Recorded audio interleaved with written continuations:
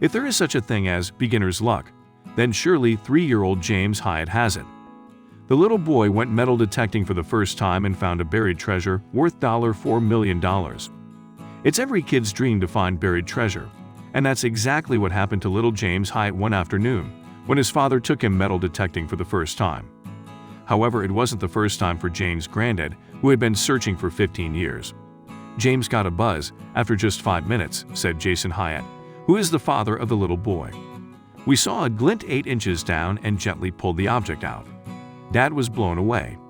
He never found anything like it in 15 years doing his hobby. James was so excited to find treasure, though he's too young to realize its significance. It went beep, beep, beep. Little James recalled the event. His father started to dig. When he had dug to about 6 to 8 inches, he struck gold, literally. Then we dug into the mud. There was gold there. We didn't have a map. Only pirates have treasure maps. 3-year-old James explained to the media. According to The Guardian, James discovered a 500-year-old gold reliquary, beautifully engraved with the names of the Magi and images of Christ and St. Helena. It would once have been brilliantly colored, with enamel work filling in the letters and decoration, and may once have contained a relic of the cross. It probably dropped from the neck of some wealthy and pious person and lay undiscovered in the field for half a millennium.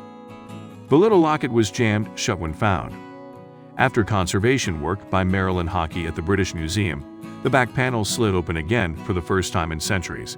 But there was nothing inside except some fibers of flax, probably once grown locally. A coroner's inquest declared the find a treasure, and it has a permanent place in the British Museum's medieval gallery.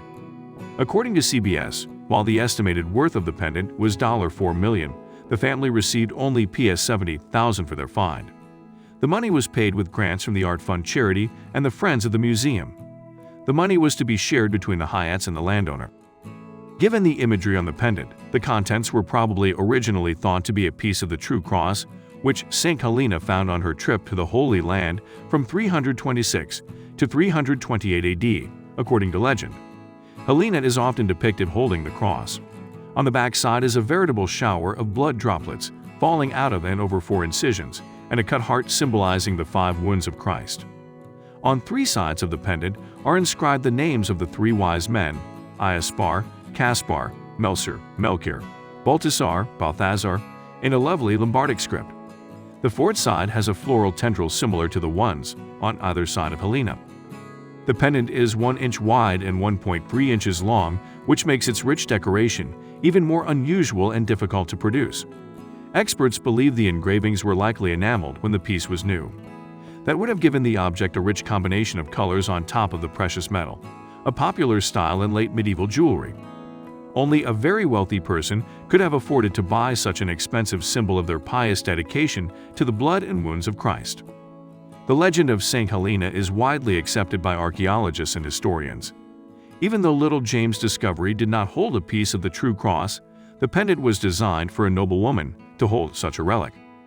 In 327 AD, Helena's son, Constantine, the first Christian emperor of Rome, wrote to Macarius, the bishop of Jerusalem, ordering him to tear down the temple of Venus that stood on the site of Calvary and the Holy Sepulchre and build a basilica.